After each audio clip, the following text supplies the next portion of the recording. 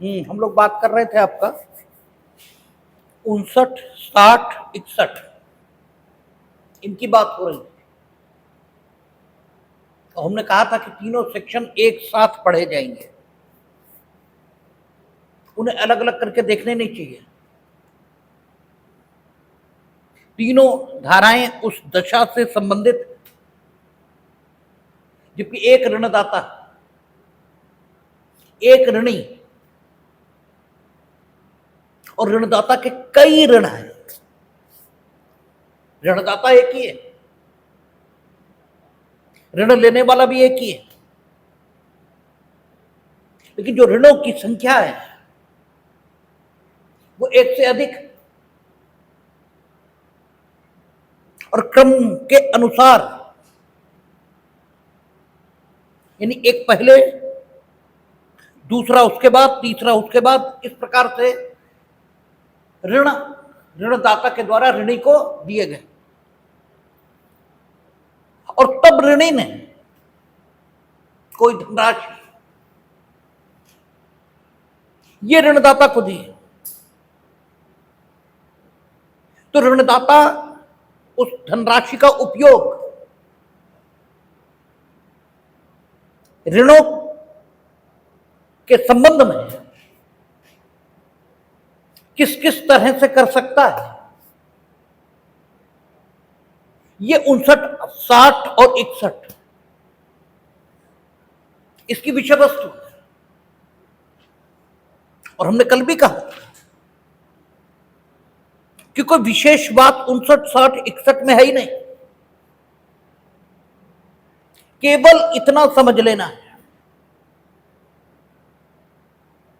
कि तीन स्थितियां ही संभव है। तो उन्हीं तीन स्थितियों के संबंध में उपबंध इन तीन धाराओं में किया गया है। एक तो यह है कि ऋणी ने कोई धनराशि उन ऋणों के संबंध में ऋणदाता को दी है और उसने अभिव्यक्त शब्दों में बता दिया कि जो धनराशि हमने दी उसे किस ऋण के उन्मोचन के लिए, किस ऋण के संबंध में जमा करना है, या उसने ऐसी परिस्थितियों में धनराशि दी है जिनमें कोई भी अंदाजा लगा लेगा कि उस धनराशि को किस ऋण की राशि में या किस ऋण की राशि के विरुद्ध समायोजित किया जाना चाहिए, किस ऋण के संबंध में, किस ऋण की मद में उस धनराशि को जमा किया जाना चाहिए। एक तो स्थिति यह हो सकती है, और अगर स्थिति ये तो फिर मामला धारा 59 इससे गवर्न हो रहा है, इससे शासित हो रहा है। और दूसरी दशा यह हो सकती है कि वो ऋण की राशि दे और ऋणदाता को कुछ भी ना बताए कि कैसे कैसे उसे उपयोजित करना है धन। ठीक है, वो धनराशि जो उसने ऋण के संबंध में जमा करने हेतु दी है, तो ऐसी स्थिति से संबंध धारा 60 और 61 का है। तो 59 हम लोगों ने कल देखी थी, एक बार और देख लेते हैं। कहता है जहां की कोई ऋणी जिस पर एक व्यक्ति के कई सुभिन्न ऋण, उसने शब्द सुभिन्न प्रयोग कर लिया। कल भी हमने चर्चा की थी कि सुभिन्न का मतलब यह है कि ऋण एक व्यक्ति के जरूर हैं, लेकिन वे ऋण एक दूसरे से इतने अलग हैं कि एक को दूसरे से मिलाया नहीं जा सकता। यह नहीं कि 1 लाख रुपए का लोन ये हमने आपको सैंक्शन किया और 5 लाख रुपए, सॉरी 20,000 रुपए की एक किस्त पहले महीने दे दी, दूसरी किस्त 30,000 रुपए की दूसरे महीने दे दी। ऐसा नहीं है। ऋण की राशियां सुभिन्न हैं, अलग अलग है। एक ही ऋण की राशि भिन्न भिन्न तिथियों में ऋणदाता के द्वारा ऋणी को दी गई हो, ऐसी दशा नहीं है।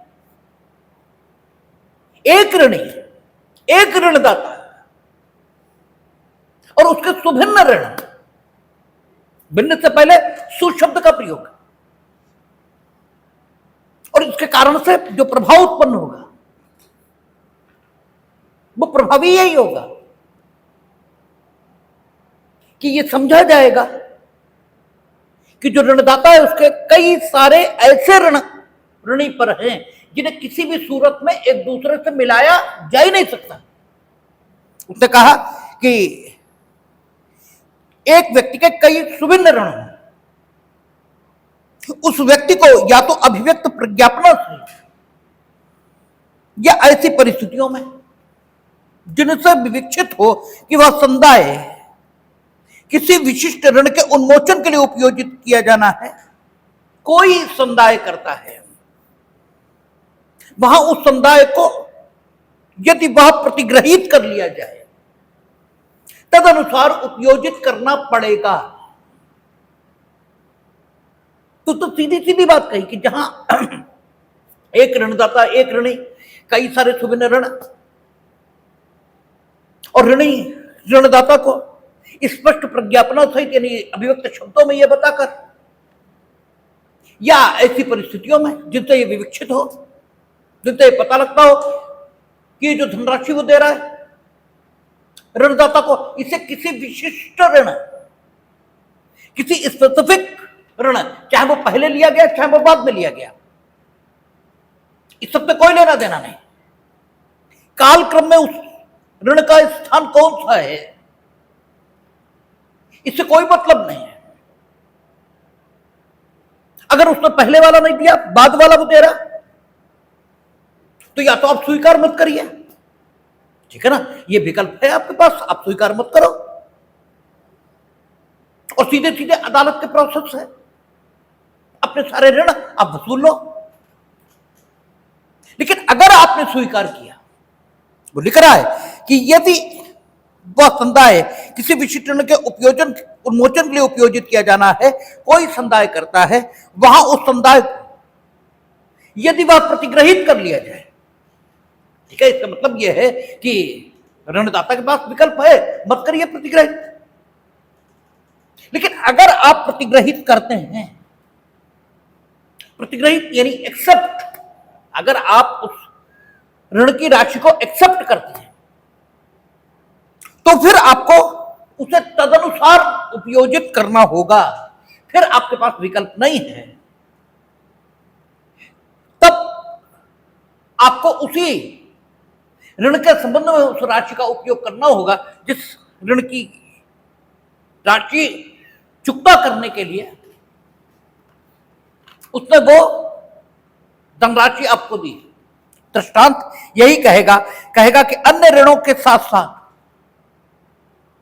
एक वचन पत्र पर जो 1 जून को शोध है, खाका का 1000 रुपए का देनदार है। अन्य ऋणों के साथ साथ यानी उसके ऊपर जो खाके कई ऋण है, एक नहीं है, कई ऋण है, लेकिन उनमें से एक ऋण है जिसके संबंध में उसने वचन पत्र यानी प्रोमिसरी नोट क्या चीज होती है, ये जब कभी नेगोशिएबल इंस्ट्रूमेंट एक्ट बताएंगे तब बात करेंगे, फिलहाल मोटे मोटे में समझ लीजिए कि प्रोमिसरी नोट एक ऐसा वचन पत्र होता है जिसे निष्पादित करके, जिसे एग्जीक्यूट करके, जिसे लिखकर कोई व्यक्ति ये वचन देता है कि वो वचन पत्र पर उल्लिखित धनराशि, ठीक है, निश्चित समय के उपरांत उस व्यक्ति को देगा जिसे देने का वचन वो वचन पत्र में उल्लिखित कर रहा है। तो एक वचन पत्र ये भी उसने निष्पादित कर रखा है, अन्य ऋण भी है। और वचन पत्र 1 जून को ही ड्यू हो रहा है, 1 जून को ही वो 1000 रुपए दे देता है, 1 जून को खाकों का 1000 रुपए देता है, वो कुछ भी ना बताए तो भी ये माना जाएगा कि चूंकि वचन पत्र 1 जून को ड्यू हो रहा है इसलिए उसने जब 1 जून को 1000 रुपए दिए तो परिस्थितियों से दर्शित किस ऋण की राशि का उपयोग किस ऋण के उन्मोचन में किया जाना है। हां, अगर मुंह से बता दे कि अमुक ऋण की राशि में इसे उपयोजित किया जाएगा, तब फिर विविक्षित वाली बात खत्म हो जाएगी, क्योंकि या तो स्पष्ट प्रज्ञापना से बताएगा, और अगर स्पष्ट प्रज्ञापना से नहीं बताता, ठीक है, या तो एक्सप्रेस इंटीमेशन देगा, या तो वो इंटीमेट करेगा एक्सप्रेसली, यू मस्ट डिपॉजिट, ठीक है, it in such A account, ठीक है, या तो आप बताइए कि उस ऋण खाते में आपको इसे जमा करना है। और अगर आप नहीं बता रहे तो फिर परिस्थितियों से जो दर्शित हो रहा है उसके मुताबिक उसका उपयोग किया जाएगा। और परिस्थितियों से दर्शित हो रहा है कि 1 जून को चूंकि आप दे रहे हो और 1 जून को वचन पत्र ड्यू होता है, तो उसका उपयोग वचन पत्र के समायोजन में किया जाएगा, ऐसा दर्शित हो रहा है। और इसी प्रकार से उस 1000 रुपए का उपयोग किया जाएगा। आगे कहता है, अन्य ऋणों के साथ साथ खाकों का 567 रुपए का देनदार है। कई सारे ऋण हैं, उनमें से एक ऋण 567 रुपए के बाबत भी है। का से खा इस राशि के समुदाय की लिखित मांग करता है। खाकों का 567 रुपए बेचता है। यह समुदाय उस ऋण के उन्मोचन के लिए उपयोजित किया जाना है जिसके समुदाय की मांग खाने की है, क्योंकि यहां भी परिस्थितियों से प्रदर्शित हो रहा है भाई अन्य ऋण बहुत सारे ऋण, और उनमें से एक ऋण 567 रुपए इसका भी है। उसने लिखित मांग की कि 567 वाला आप अदा करो। उसने 567 रुपए बिना कुछ कहे भेज दिए। या तो वो कुछ कहे कि 567 भेज रहे हैं लेकिन इस वाले ऋण में जमा नहीं होंगे, ये उस वाले में जमा होंगे, तब बात अलग होगी, ठीक है, तब बात अलग हो जाएगी। और फिर किसे ऋणदाता को विकल्प पाएगा कि वो चाहे तो 567 को प्रतिग्रहित करने से इनकार कर दे और ये कह दे कि 567 रुपए की लिखित मांग हमने इस ऋण की बाबत की है, और चूंकि तुमने इस ऋण में जमा करने के लिए 567 भेजे नहीं, तुम अलग ऋण में जमा करने की बात कर रहे हो, इसलिए हम इसे प्रतिग्रहित नहीं करेंगे। लेकिन अगर प्रतिग्रहित करने से इनकार नहीं करता और उसने भी बिना कुछ बोले 567 रुपए भेज दिए, तो फिर परिस्थितियों से प्रदर्शित है कि ये 567 रुपए किस ऋण के खाते में जमा होने चाहिए, और फिर आप मजबूर हैं उसी खाते में आपको वो जमा करने होंगे। आगे कहता है, जहां की वह ऋण उपदर्शित न हो जिसका उन्मोचन किया जाना है। अब दूसरी पोजीशन आ गई, ऋणी ने एक धनराशि ऋणदाता को दे दी और न तो एक्सप्रेस इंटीमेशन है कि वो ऋण की राशि किस खाते में जमा होनी, ये इंटीमेशन कुछ है ही नहीं, और न ही परिस्थितियां ऐसी हैं जिनसे कुछ भी प्रदर्शित हो रहा हो, ठीक है, कुछ भी प्रदर्शित नहीं हो रहा, तो अब ऋणदाता की चलेगी। और ऐसी दशा में ऋणदाता इस धनराशि को जो उसे प्राप्त हुई है वो किसी भी ऋण को उन्मोचित करने के लिए उस ऋण खाते में उसे जमा कर सकता है। और इवन ऋणदाता को यहां तक सुविधा है कि अगर ऋणदाता का कोई ऋण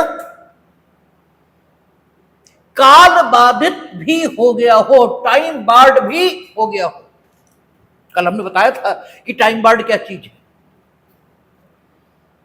हमने कहा था कि एक मर्यादा विधि है, एक परिसीमा विधि है, लिमिटेशन एक्ट जिसे बोलते हैं,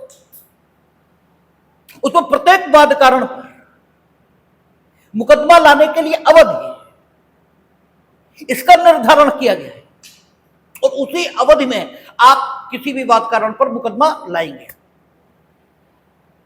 तो ऋण की राशि अगर ऋणी ने देने से इनकार कर दिया तो जिस डेट में ऋणी ऋण की राशि वापस करने से इनकार करेगा उसे 3 साल के भीतर ऋणदाता को मुकदमा लाना है। और अगर ऋणदाता 3 वर्ष के भीतर मुकदमा नहीं लाता तो ऋणदाता का ऋण कैसा माना जाएगा? काल बाधित, टाइम बार्ड। और फिर ऋणदाता उस ऋण की वसूली के लिए मुकदमा प्रस्तुत नहीं कर सकता। यद्यपि ऋणदाता का ऋण ऋणी पर बना रहेगा और ऋणदाता का जो ऋण ऋणीदाता पर बना रहेगा, इसका प्रभाव और परिणाम यह होगा कि भविष्य में अगर ऋणी अपनी इच्छा से ऋणदाता का ऋण वापस कर दे या किसी के समझाने से ऋणदाता का ऋण वापस कर दे तो उसके द्वारा किया गया संदाय जो उस दो ऋण के संबंध में ऋणदाता को करेगा, कानून की निगाह में एकदम ठीक माना जाएगा। अर्थात बाद में ऋणी ये कहे कि हम तो भूल से उस काल बाधित ऋण को ऋणदाता को दे बैठे और क्योंकि वो काल बाधित हो गया था इसलिए वो ऋण वापस हमें मिलना चाहिए, ठीक है, ऋणदाता से, तो उसकी बात नहीं मानी जाएगी क्योंकि ऋण जीवित बना हुआ था। बस उसकी वसूली मुकदमा लाकर रोक दी गई थी। वसूली भी नहीं रोकी गई थी, वसूली का एक तरीका, वसूली के 20 तरीके हो सकते हैं। पंचायत द्वारा वसूली, समझौते द्वारा वसूली, समझाने से वसूली, ठीक है ना। बस एक तरीका कि मुकदमा लाकर उसकी वसूली नहीं हो सकती थी, बस एक तरीका रोका गया था काल बाधित ऋण की दशा में। लेकिन ऋणदाता का अधिकार ऋण के संबंध में खत्म हो गया हो, यह स्थिति नहीं है। और इवन हम लोगों ने धारा 25 पढ़ी थी और धारा 25 में सबसेक्शन 3 था, वो कहता था कि काल बाधित ऋण या काल बाधित ऋण का कोई भाग अगर इसे वापस करने के लिए अपनी इच्छा से ऋणी या उसका प्रतिनिधि लिखित और हस्ताक्षरित वचन ये दे दे, ठीक है, तो उसके द्वारा दिया गया ये वचन प्रतिफल के बिना भी इस प्रकार प्रवर्तनीय होगा मानो ये वचन संविदा है, ठीक है। धारा 25 में प्रतिफल के अपवाद दिए। सामान्य नियम यह है कि प्रतिफल के बिना दिया गया वचन संविदा नहीं बन सकता, क्योंकि प्रतिफल के बिना अगर आप वचन दे रहे हो, ठीक है ना, तो फिर वहां पर ऐसे व्यतिकारी वचन होंगे ही नहीं जो एक दूसरे के लिए प्रतिफल हो, ठीक है, क्योंकि वचनदाता तो वचन दे रहा, लेकिन वचन ग्रहीता की ओर से जो वचन होता है वो तो प्रतिफल के ही संबंध में होता है कि वचनदाता अगर अपने वचन का पालन करेगा तो वचन ग्रहीता वचनदाता की इच्छा पर प्रतिफल का भुगतान करेगा। और वचनदाता के वचन के अगेंस्ट अगर वचन ग्रहीता की ओर से प्रतिफल देने का वचन ही नहीं है तो आप ये कैसे कह देंगे कि इस दशा में ऐसे व्यतिकारी वचन मौजूद हैं जो एक दूसरे के लिए प्रतिफल हो। और जब ऐसी दशा होगी ही नहीं तो करार, इसका निर्माण हो ही नहीं सकता, और जब करार नहीं होगा तो संविदा का सवाल उठता ही नहीं। लेकिन धारा 25 3 वचनों का वर्णन करती है, ठीक है ना, 3 वचन वहां पर दिए गए और उन 3 वचनों की बाबत ये कहा गया कि वचनों की ये 3 श्रेणियां हैं। अगर इस प्रकार के वचन दिए गए हैं और इन लोगों के द्वारा दिए गए हैं जो धारा 25 में वर्णित। तो ये वचन प्रतिफल के बिना दिए जाने की दशा में भी वचन ग्रहीता द्वारा इस प्रकार प्रवर्तनीय होंगे मानो वे संविधान। ठीक है ना? उनमें से पहला था कि जब नैसर्गिक प्रेम और स्नेह के वशीभूत होकर, नैसर्गिक प्रेम और स्नेह के वशीभूत होकर कोई वचनदाता किसी को कुछ देने का, ठीक है, वचन दे देता है नैसर्गिक प्रेम और स्नेह के वशीभूत होकर, तो जिसे यह वचन दिया गया अर्थात इस वचन का वचन ग्रहीता भले कोई प्रतिफल न दे वचनदाता को, फिर भी वचन ग्रहीता इस वचन को इस प्रकार प्रवर्तित करा लेगा मानो वो संविदा हो। यही दूसरी स्थिति थी। फिर तीसरी स्थिति कालबाधित ऋण के संबंध में थी। ठीक है, तो हम लोग देख रहे हैं कि कालबाधित ऋण एक इस प्रकार का ऋण है जिसकी वसूली ऋणदाता मुकदमा लाकर नहीं कर सकता। ठीक है, अब स्थिति क्या है, एक ऋणदाता के कई सारे ऋण एक ऋणी पर, उनमें से कुछ कालबाधित हो गए और कुछ ठीक है, और ऋणदाता ने एक धनराशि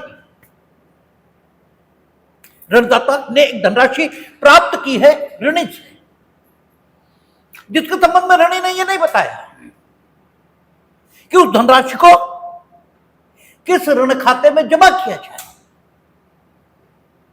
तो ऋणदाता तो अपने फायदे की बात सोचेगा, और अगर वो अपने फायदे की बात सोचते हुए ऐसा भी कर देता है कि उस धनराशि को वो सबसे पहले उस खाते में जमा कर दे जो कालबाधित हो गया है, अर्थात जिसके संबंध में जो धनराशि बकाया पाई गई है उसे वसूल करने के लिए वो मुकदमा भी नहीं ला सकता। ठीक है, तो मुकदमा ही तो नहीं ला सकता, बाकी वो धनराशि प्राप्त नहीं कर सकता, ये तो कानून की स्थिति है नहीं। वापस प्राप्त कर तो सकता ही है, बस मुकदमा लाकर प्राप्त नहीं कर सकता। अब आपने स्वयं सुविधा दे दी, आपने खुद ही धनराशि उसे दे दी, और ये डायरेक्शन या इंटीमेशन न तो अभिव्यक्त रूप से और न ही परिस्थितियों से विविक्षित आपने उसे दिया कि वो उस धनराशि को किस ऋण खाते में जमा करे, तो उसकी इच्छा वो किसी भी ऋण खाते में उस धनराशि को जमा कर सकता है, भले ही वो ऋण खाता जिसमें वो धनराशि जमा कर रहा है वो टाइम बार्ड ही क्यों न हो। देखें, धारा 60 कह रहा है जहां की ऋणी ने यह प्रज्ञापित नहीं किया है, यानी ऋणी ने इंटीमेट नहीं किया है, और कोई अन्य ऐसी परिस्थितियां नहीं है जिनसे यह उपदर्शित होता हो कि वह समुदाय किस ऋण के लिए उपयोजित किया जाना है, यानी सेक्शन 59 की पोजीशन नहीं है। ठीक है, सेक्शन 59 में तो स्पष्ट इंटीमेशन है, यह परिस्थितियां हैं जिनसे प्रदर्शित हो रहा है। ये स्थिति दोनों नहीं है, ये इसका मतलब यह हुआ सेक्शन 59 की पोजीशन नहीं है जिनसे उपदर्शित होता हो कि वह समुदाय किस ऋण के लिए उपयोजित किया जाना है। वहां लेनदार स्वविवेकानुसार,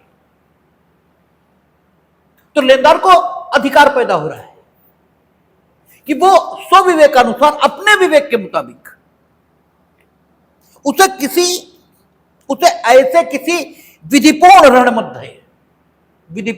ऋण मध्य उपयोजित कर सकेगा जो ऋणी द्वारा उसे वस्तुतः शोध्य और दे, चाहे उसकी वसूली वादों की परिसीमा संबंधी तत्समय प्रवृत्त विधि द्वारा बाधित हो, वारित हो या न हो। दोनों बातें उसने कह दी, बस केवल एक शर्त लगाई है कि अगर धनराशि ऋणदाता ने प्राप्त की तो ऋणदाता उसे किसी ऐसे ऋण के बाबत जमा नहीं कर सकता जिसे विधिपूर्ण ऋण नहीं कहा जा सकता, ठीक है ना। ऐसी ऋण की राशि में अगर वो जमा करता है तो उसके द्वारा किया गया जो कार्य है या उसके द्वारा जो जमा किया गया धन है वो जमा किया गया ये नहीं माना जाएगा,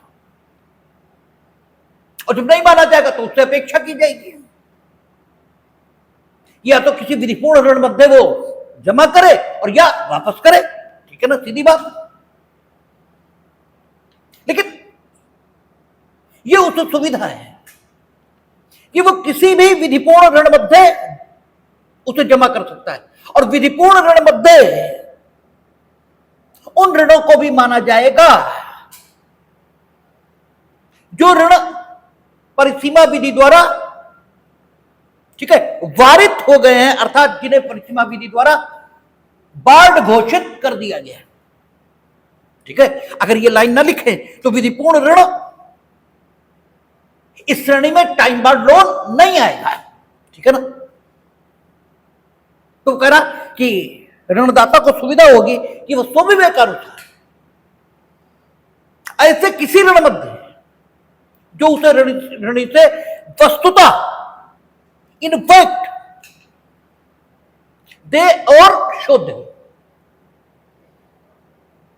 ठीक है, वस्तुतः दे और शोध मतलब ये माना न गया कि ऋणदाता उस ऋण की बाबत ऋणी को ऋण दिया है, ये माना न गया हो। जैसे कई सारे विधिक ऋण होते हैं, ठीक है, ऋणी ने, जैसे आप मेरे मकान में रहते थे, किराया देते थे, हाउस टैक्स देने की जिम्मेदारी मेरी थी, आपने हाउस टैक्स दे दिया, ठीक है। तो आगे हम लोग 68 से 72 देखेंगे, अब आने ही वाला, वहां हम आपके ऋणी माने जाएंगे, ठीक है। वहां ये लिखा हुआ है कि अगर कानून के मुताबिक कोई व्यक्ति किसी धनराशि को देने के लिए आबद्ध है, कानून के मुताबिक कोई व्यक्ति किसी धनराशि को देने के लिए बाध्य है और उस धनराशि की अदायगी में कोई अन्य व्यक्ति भी हितबद्ध है। पोजीशन क्या है कि मिस्टर ए हैं जो एक धनराशि की अदायगी के लिए कानून द्वारा आबद्ध हैं और बी उस धनराशि की अदायगी में हितबद्ध है, और ए जो आबद्ध है वो उस धनराशि की अदायगी नहीं करता, और बी जो हितबद्ध है वो उस धनराशि की अदायगी कर देता है। क्यों? क्योंकि वो उस धनराशि की अदायगी में हितबद्ध है, उसके हित पर विपरीत प्रभाव पड़ रहा है। तो भले ही ए ने बी से ये न कहा हो कि तुम वो उस धनराशि का भुगतान कर दो जिसे भुगतान करने के लिए वो आबद्ध है, तो भी माना यह जाएगा कि मानो बी ए का ऋणदाता है, अर्थात ए बी के प्रति ऋणी है, ऐसा मान लिया जाएगा। वस्तुतः न ए ने बी को कुछ दिया न बी ने ए को कुछ दिया, डिफैक्टो कुछ नहीं दिया। जैसे आप मेरे मकान में किराए पर रह रहे हो,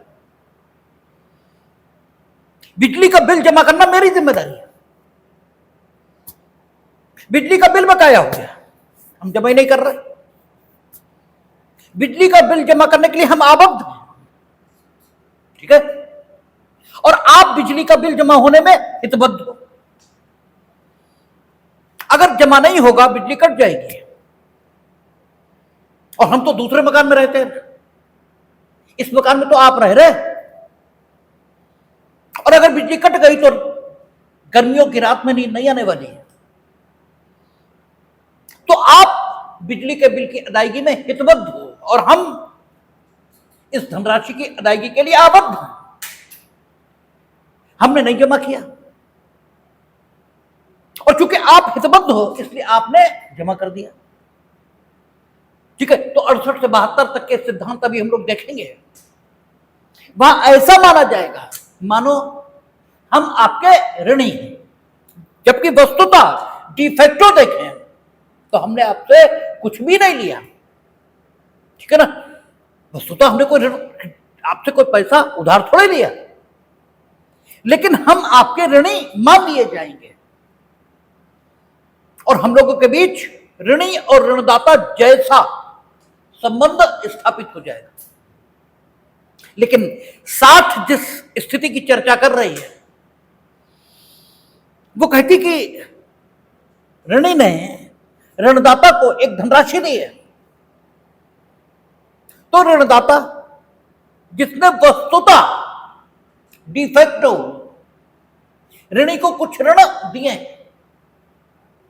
और वे वस्तुतः शोध भी हो गए, ड्यू भी हो गए, क्योंकि हमने 2 लाख रुपए आपको दिए 2 महीने के लिए, तो 2 महीने ये भी नहीं हुए, ठीक है, तो 2 महीने बाद ड्यू होंगे ना। तो जो वस्तुतः देय हैं और शोध हैं,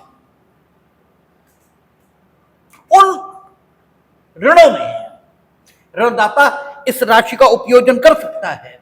शर्त केवल इतनी है कि जो वस्तुतः ऋण दे और शोध हुए हैं वे विधिपूर्ण ऋण इस श्रेणी में होने चाहिए। हम दोनों तय किया था कि हम लोग चोरी करेंगे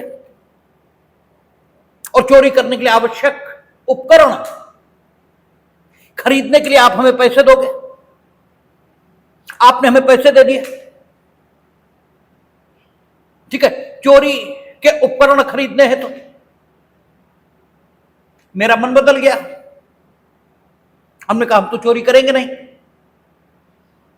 और वो जो पैसे आपने उपकरण खरीदने के लिए हमें दिए थे वो हमने वापस करने से इनकार कर दिया।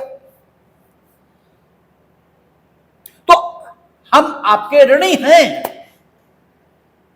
लेकिन ये ऋण विधिपूर्ण ऋण नहीं कहा जा सकता। क्यों?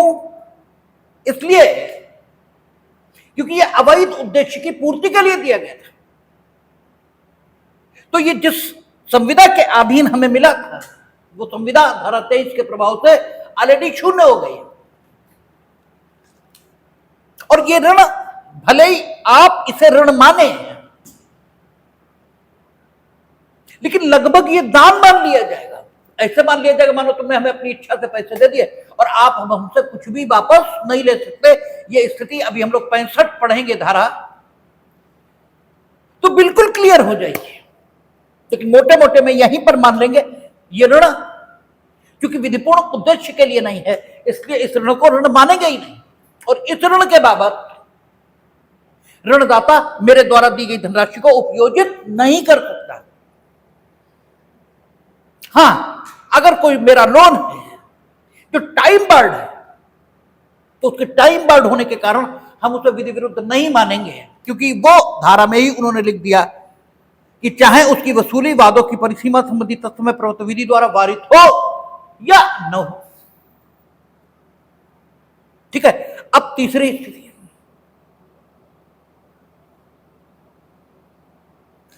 अब आपने एक ऋण की राशि हमें दे दी,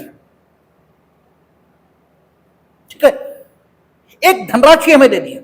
ऋण की राशि क्या कहें, धनराशि दे दें, पिछली बात को ही आगे बढ़ा लें। हमने एक धनराशि आपको दी, आपके कई ऋण हैं हम पे, उनमें से कुछ विधि विरुद्ध हैं, कुछ विधि सम्मत हैं, ठीक है, और कुछ टाइम बार्ड है। हमने ऋण की राशि आपको दी और आपको यह बताया नहीं, न तो एक्सप्रेस प्रज्ञापना द्वारा यानी एक्सप्रेस इंटीमेशन भी हमने नहीं दिया, और न परिस्थितियों से यह पता लग रहा है कि किस ऋण राशि के उपयोजन में इसे जमा किया जाना चाहिए। आप अगर टाइम बार्ड में जमा कर लो तो भी ठीक, और वस्तुतः जो ऋण दे और शोध हो गए उनमें जमा कर लो तो भी ठीक। लेकिन आपने क्या किया, उस ऋण राशि को या तो ऐसे ऋण की बाबत जमा कर लिया जो विधि विरुद्ध है, ठीक है, जो विधि विरुद्ध ऋण की श्रेणी में है, उसे उन्मोचित करने के प्रयोजन से, उसे वापस प्राप्त करने के प्रयोजन से आपने उसी ऋण खाते में हमारे द्वारा दी गई धनराशि ये जमा दिखा दी और आप कहते हैं हमने उसी में जमा कर ली। या फिर आपने उस ऋण खाते में जमा कर दी हमारी धनराशि, जमा कर दी मीनिंग दर भाई आप कह रहे हो कि हमने उसमें जमा कर ली जो अभी वस्तुतः दे और शोध हुए ही नहीं, ठीक है। तो मेरे द्वारा दी गई धनराशि किस ऋण खाते में जमा हुई मानी जाएगी, ठीक है, क्योंकि दोनों में से किसी ने विनियोग नहीं किया, दोनों में से किसी ने ये नहीं बताया, ना तो ऋणी ने ये बताया कि किस ऋण खाते में वो धनराशि जमा की जाए और न ऋणदाता ने उस धनराशि को अभी तक जमा किया है ये कहा जाए, क्योंकि कानून के मुताबिक ऋणदाता ने उस ऋण राशि को जमा कर दिया ये तभी कहा जा सकता है जब उसने उस ऋण राशि को कानून के मुताबिक जमा किया, ठीक है।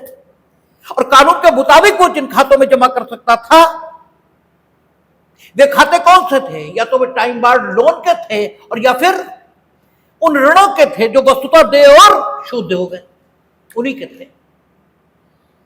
और इन दोनों प्रकार के खातों में उसने कोई ऋण की राशि जमा नहीं की, बल्कि वो ऋण की राशि उसने ऐसे खातों में जमा कर दी या ऐसे खातों में जमा करना वो कहता है जिन खातों में कानूनन वो ऋण राशि जमा हो ही नहीं सकती, ठीक है। और जो काम कानूनन हो ही नहीं सकता वो हुआ है ये माना ही नहीं जाएगा, ठीक है। इसका अर्थ यह हुआ कि माना यह जाएगा कि वो ऋण की राशि आज भी ऋणदाता के पास मौजूद है और उसने वो ऋण की राशि अभी तक कहीं भी जमा नहीं की है, ठीक है, ये माना जाएगा। और अगर ये माना गया तो भी आप मान कुछ भी लो, वो ऋण की राशि ऋणी के पास वापस तो नहीं आई, ठीक है ना भाई, है तो उसी के पास, किसके पास, ऋणदाता के पास, है तो उसी के पास। अब दो ही विकल्प हो सकते कि ऋणी मुकदमा लाकर उस ऋण की राशि को जो उसने दी थी वापस ले ले, ठीक है, एक रास्ता यह हो सकता, या ऋणदाता खुद उसे दे दे। दोनों ही बातें एब्सर्ड हैं, ठीक नहीं। क्यों, ये तो सही है, ये तो सही है कि ऋणदाता के अभी भी कई ऋण ऋणी पर मौजूद हैं और उनमें से कुछ टाइम बार्ड भले ही हो गए हों, लेकिन टाइम बार्ड लोन ऋणी अपनी इच्छा से वापस तो कर ही सकता है, ठीक है। और कुछ ऋण और भी हैं जो वस्तुतः दे और शुद्ध हो गए। ऐसी स्थिति में ऋणी को हम यह कहते हैं कि वो एक ऋण की राशि वापस प्राप्त कर ले, ये थोड़ा ठीक नहीं लगता, ठीक है ना। तो इस स्थिति से हम करें क्या, ठीक है, इस स्थिति में हम करें क्या और इस स्थिति से हम कैसे निपटे, ये समस्या पैदा हुई है, क्योंकि ऋण दाता भी कोई भला आदमी नहीं है, उसने भी ऋण की राशि ऐसी जगह जमा कर ली या ऐसी जगह जमा करना वो बताता है जहां कानून के मुताबिक जमा हो ही नहीं सकती। तो इन स्थितियों का समाधान करने के लिए धारा 61 ये बनाई है और धारा 61 कह रही है जहां की दोनों पक्षकारों में से कोई भी विनियोग नहीं करता, माना यह जाएगा कि दोनों पक्षकारों में से किसी ने भी यह बताया नहीं है, ठीक है, कि पैसा कहां जमा किया जाना है। दोनों में से किसी ने नहीं बताया, क्योंकि उन्होंने तो नहीं बताया, कोई परिस्थिति भी नहीं है जिससे हम अनुमान लगाए, और ऋणदाता ने भी जहां जमा कर लिया वहां जमा हो ही नहीं सकता, इसलिए यह भी नहीं माना जा सकता कि ऋणदाता ने कोई विनियोग किया है, ठीक है, ऋणदाता ने कोई डिपॉजिट किया है, यह भी नहीं माना जा सकता। वहां वह संदाय समय क्रमानुसार ऋणों के उन्मोचन में उपयोजित किया जाएगा, चाहे वे ऋण वादों की परिसीमा संबंधी तत्समय प्रवृत्ति विधि द्वारा वारित हो या न हो। यदि ऋण समकालिक है तो समुदाय हर एक के उन्मोचन में अनुपाततः उपयोजित किया जाएगा। तो यहां कानून के मुताबिक इस ऋण राशि को विभिन्न खातों में जमा समझा जाएगा, ठीक है, क्योंकि दोनों पक्षकारों में से किसी ने भी धनराशि को जमा किए जाने के संबंध में कुछ भी नहीं किया, ठीक है। तो ऐसी दशाओं में समाधान उपलब्ध कराना यह कानून की जिम्मेदारी है। तो कानून ऐसी दशा में समाधान उपलब्ध करा रहा है और यह कह रहा है कि ऐसी दशाओं में मान क्या लिया जाएगा, ऐसी दशाओं में माना यह जाएगा कि वो ऋण की राशि समय के क्रम में विभिन्न धनराशियों में, विभिन्न ऋण राशियों में, धनराशि तो न कहें, विभिन्न ऋण की राशियों में उपयोजित की गई समझी जाएगी। यानी आपने जो ऋण की राशि दी है वो सबसे पहले वाले ऋण में जमा समझी जाएगी, दोबारा फिर आपने दी और दोबारा भी यही किया, ठीक है ना। तो दोबारा जो आपने धनराशि दी वो दूसरे ऋण में उपयोजित की गई समझी जाएगी। तिबारा फिर दिया, फिर यही किया, तो तिबारा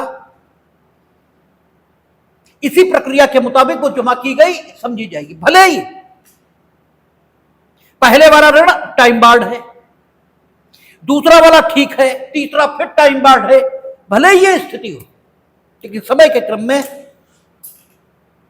आपके द्वारा दी गई धनराशियां उपयोजित की जाएंगी। अब एक स्थिति यह भी हो सकती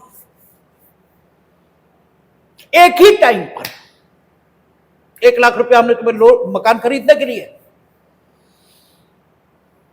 ठीक है, 1 लाख रुपया अनाज खरीदने के लिए साल भर का,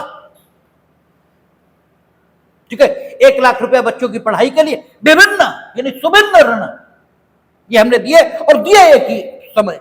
10 लाख रुपए हमारे पास रखे, इसी टाइम 1-1 लाख हमने हर मद में आपको दे दिया और इस प्रकार से ऋण की राशि दी गई है कि दोनों पक्षकारों में से किसी ने विनियोग नहीं किया, किसी ने कुछ बताया नहीं कि कहां जमा करें, क्या करें। तो फिर क्या है कि जितना धनराशि आपने दी है उसे प्रोपोर्शनली, अनुपाततः हर ऋण में जमा कर दिया जाएगा। 5 ऋण है, 20,000 रुपए आपने दिए तो 20,000 बटे 5, ठीक है, समकालिक 4-4 हजार रुपए सब में जमा समझे जाएंगे, ठीक है, क्योंकि है तो ऋणदाता के पास, ठीक है। तो 4-4 हजार रुपए प्रत्येक ऋण में कम हो गए हैं, ये मान लिया जाएगा। और अगर आपने ये नहीं बताया तो धारा 60 के मुताबिक यह भी हो सकता है कि आपने ब्याज भी नहीं दिया और मूल भी नहीं दिया। तो ऐसा प्रत्येक ऋण जो वस्तुतः शोध्य हो गया है उसमें वो पैसा जमा किया जा सकता है। तो यह भी हो सकता है कि अगर आपने ऋण की राशि दी है तो ब्याज जो वस्तुतः शोध्य हो गया, ठीक है, वो भी तो आपने नहीं दिया, तो ब्याज भी तो ऋण ही बन गया मूल के साथ मिलके। तो चूंकि आपने बताया नहीं, इसलिए ऋणदाता चाहे टाइम बार्ड लोन में जमा कर ले, चाहे ब्याज की मद में जमा कर ले, चाहे मूल की मद में जमा कर ले, जो उसकी इच्छा है वो करे, ठीक है। हां, अगर वो वस्तुतः जो ऋण शोध्य नहीं है उसमें जमा करता है या विधि विरुद्ध में जमा करता है या जमा ही नहीं करता, किसी भी खाते में जमा ही नहीं करता, तीनों दशाओं में यह माना जाएगा कि उसने ऋण की राशि क्रमानुसार जो ऋण संदेह हो रहे थे, ठीक है, उनमें जमा कर ली है, यह मान लिया जाएगा। तो 59, 60 और 61 ये 3 सेक्शन हैं जो ऋणी और ऋणदाता के बीच संबंधों का निर्धारण कर रहा है। उन ऋणी और ऋणदाताओं के बीच जिनकी संख्या तो एक है, किंतु एक ही ऋणदाता के कई सारे ऋण एक ऋणी पर मौजूद है, और ऋणी एक धनराशि का भुगतान ये कर रहा है। तो तीन ही स्थितियां हो सकती हैं कि वो खुद बता दे किसमें जमा करो, या परिस्थितियों से पता लग जाए किसमें जमा करना है। वो खुद कुछ भी ना बताए, लेकिन ऋणदाता ऋण की राशि को किसी विधिपूर्ण ऋण के उन्मोचन में जमा कर ले, ठीक है। और तीसरी स्थिति हो सकती है कि उसने भी कुछ बताया नहीं और इन्होंने भी जमा किया नहीं, या जमा किया तो जो विधिपूर्ण ऋण नहीं था उसमें जमा कर लिया, ठीक है। ये जो वस्तुतः शोध हुआ ही नहीं था उसमें जमा कर लिया। तीसरी स्थिति यह हो सकती, तब भी यही माना जाए कि तुमने जमा ही नहीं किया, ठीक है। तो तीनों स्थितियों के लिए यहां पर व्यवस्था उन्होंने कर दी। अब कहता है वे संविधाएं जिनका पालन करने की जरूरत ही नहीं। अभी तक हम लोगों ने कहां तक पढ़ा? संविधाओं के पालन के विषय में, ठीक है। हम लोगों ने सेक्शन 58 तक संविधाओं के पालन के विषय पर पढ़ा। 59, 60, 61 विशेषकर जो उधार के तौर पर ऋण लिए गए, ठीक है, उन संविधाओं के पालन के विषय पर पढ़ा। ये कह लें तो भी कोई बुराई नहीं है। इनफैक्ट तो 59, 61 में ऋण की राशियों को किस प्रकार से ऋणों के उन्मोचन में उपयोग किया जाएगा इसके संबंध में वहां प्रावधान है। लेकिन अगर हम यह भी कह दें कि 59, 60, 61 ऋण की संविधाओं के पालन के संबंध में है, तो भी कोई गलत बात नहीं, क्योंकि ऋण की संविदा का यह आवश्यक भाग होता है कि ऋणी किस प्रकार से ऋण को चुकता करेगा, ठीक है ना। और 59, 60, 61 उन्हीं स्थितियों से संव्यवहार कर रहे हैं। लेकिन अब जो संविदा अधिनियम का भाग शुरू हो रहा है वो ये कहता है कि कब संविधाओं का पालन करना जरूरी नहीं, आवश्यकता ही नहीं है कि संविदा का पालन किया जाए। 62, 63, ठीक है, और आपका ये 67 तक, यानी 62, 63, 64, 65, 66 और 67 इन सेक्शंस में जो स्थितियां वर्णित हैं, इन स्थितियों में जरूरत ही नहीं वचनदाता के लिए कि वो उस संविदा में अपने वचन का पालन करे जो संविदा उसने की, ठीक है ना। उनमें से पहली स्थिति कौन सी है? धारा 62 की। कहता अगर संविदा का नवीन हो गया,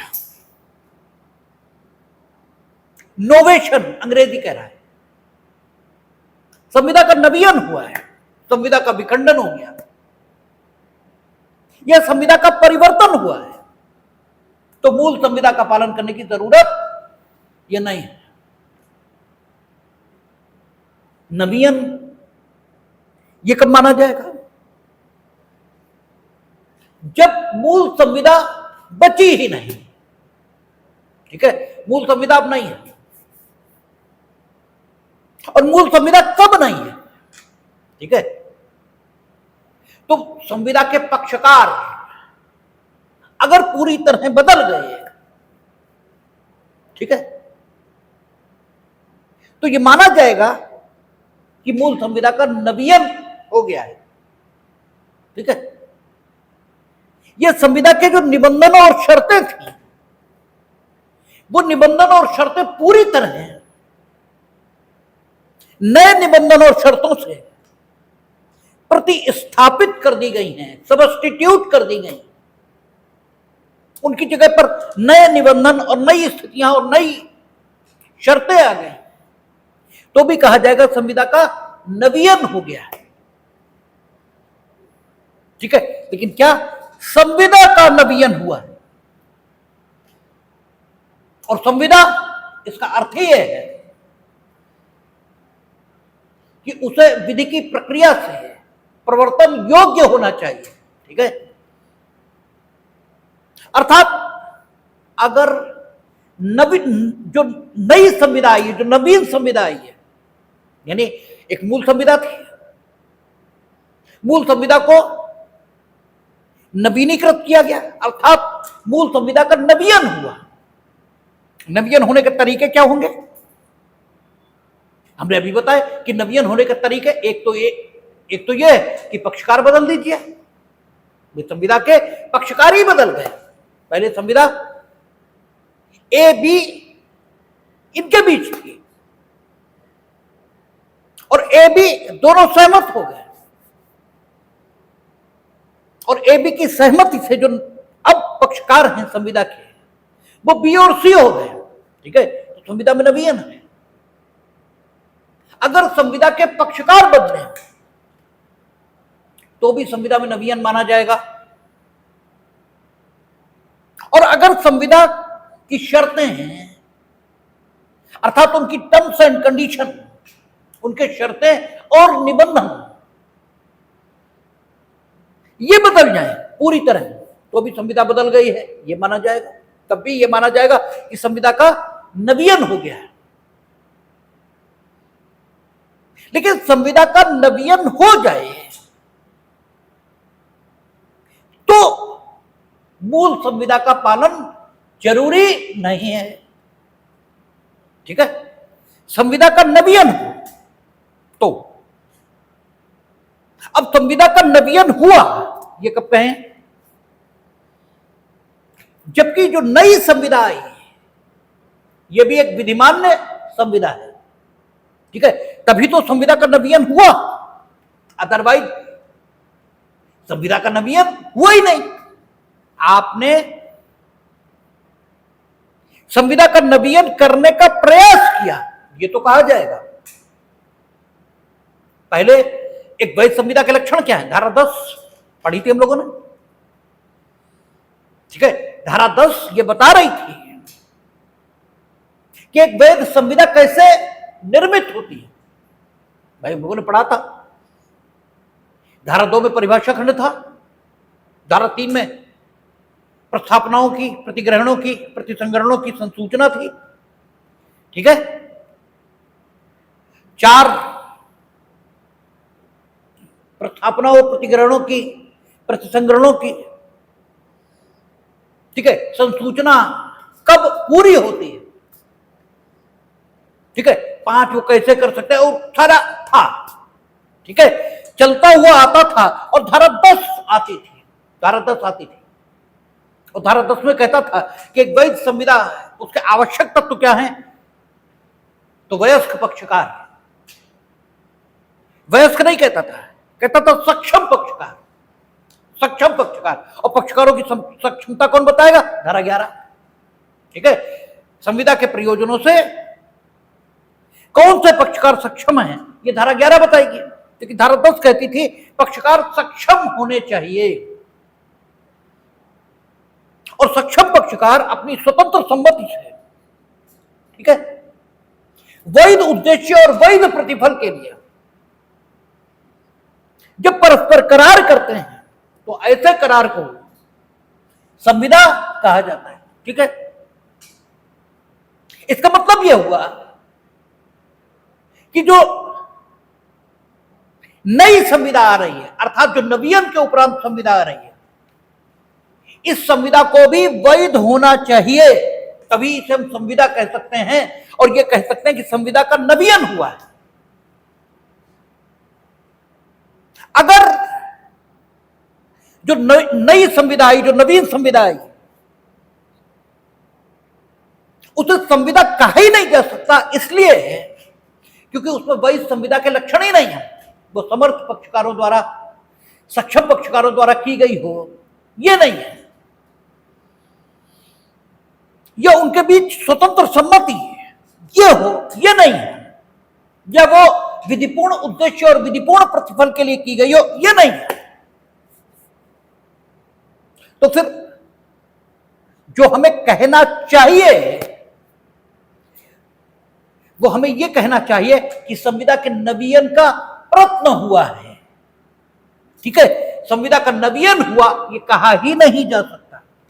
ठीक है, क्योंकि संविदा का नवीन तो तब होता जब जो नई संविदा आती है वो भी एक विधिमान्य संविदा होती, तब संविदा का नवीन हुआ था, ये बात बोली जा सकती थी। क्योंकि जो नई संविदा आई है ये विधिमान्य संविदा ही नहीं है। देन हाउ कैन वी से कि जो नई संविदा है उसने जन्म लिया है, उसने तो जन्म ही नहीं लिया। ठीक है ना भाई, संविदा जब तक वैध नहीं है तब तक संविदा जन्मी है, ये कैसे मान लिया जाए, ये कैसे कहा जाए। ठीक है ना, और जब संविदा जन्मी ही नहीं, आपसे जब एग्जाम में पूछा जाएगा तो यही पूछा जाएगा, जब संविदा जन्मी ही नहीं, ठीक है ना, तो आप मूल संविदा के पालन से मुक्ति ये कैसे पाएंगे। ठीक है ना, कहता है वे संविधाएं जिनका पालन करने की आवश्यकता नहीं है। ठीक है, कौन सी संविधाओं का पालन करना आवश्यक नहीं, उन संविधाओं का पालन करना आवश्यक नहीं जिनका नवीन हो गया,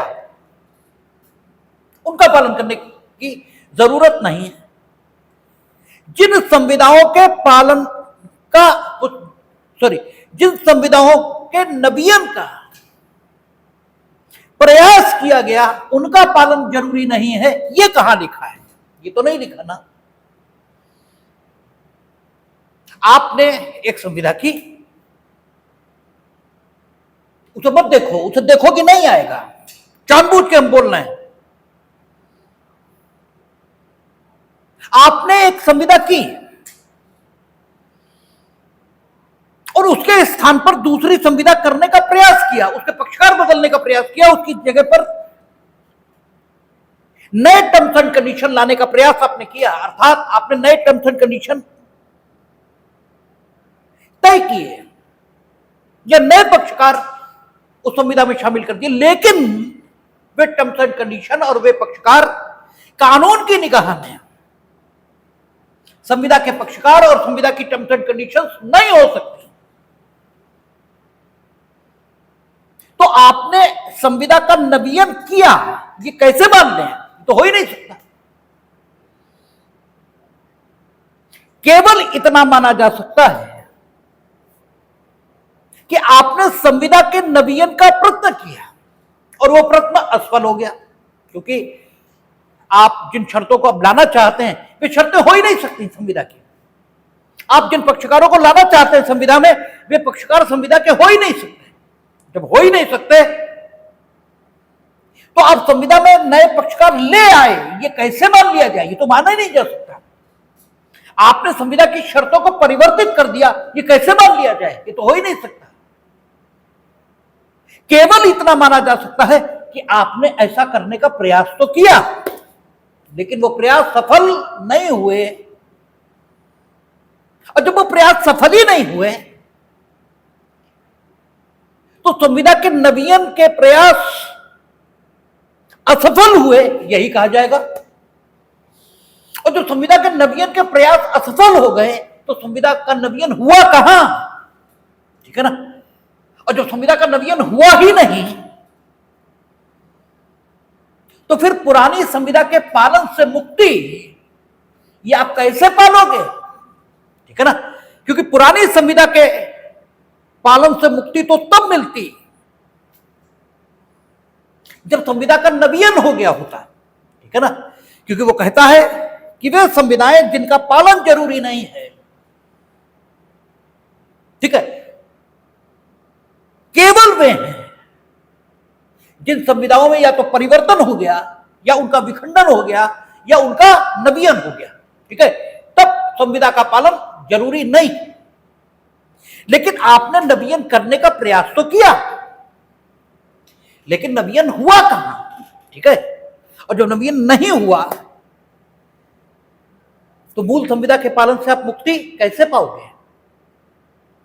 और यही वो बात है जिसे समझना पड़ता है, और यही पूछा जाता है। नई संविदा अगर विधिमान्य संविदा नहीं है, ठीक है ना, तो संविदा का नवीन हुआ है ये नहीं कहा जा सकता। और अगर नई संविदा विधिमान्य न होने के कारण पुरानी संविदा को नवीनीकृत नहीं कर सकी, तो पुरानी संविदा के पालन से आपको मुक्ति मिले ये संभव नहीं है, क्योंकि सिद्धांत यह है कि आपको पुरानी संविदा के पालन से मुक्ति केवल तब मिलेगी जब संविदा का नवीन, परिवर्तन या विखंडन इनमें से एक चीज हो गई। और नवीन में पुरानी संविदा बचती नहीं, क्योंकि उसकी जगह पर नई संविदा आ जाती है। ठीक है, कैसे आती है? पक्षकारों के परिवर्तन से आती है और टर्म्स एंड कंडीशंस के परिवर्तन से आती है। और परिवर्तन की दशा में मूल संविदा बनी रहती है, ठीक है, लेकिन उसमें इतना परिवर्तन हो जाता है कि मूल संविदा उसका पालन जरूरी नहीं रहता। और विखंडन में मूल संविदा खत्म ही हो जाती है, तो जब मूल संविदा खत्म ही है तो फिर मूल संविदा के पालन की जरूरत नहीं है। ठीक है, तो नवीन, विखंडन और परिवर्तन इसके सहित सरसर तक कल बात कर लेंगे, देखेंगे।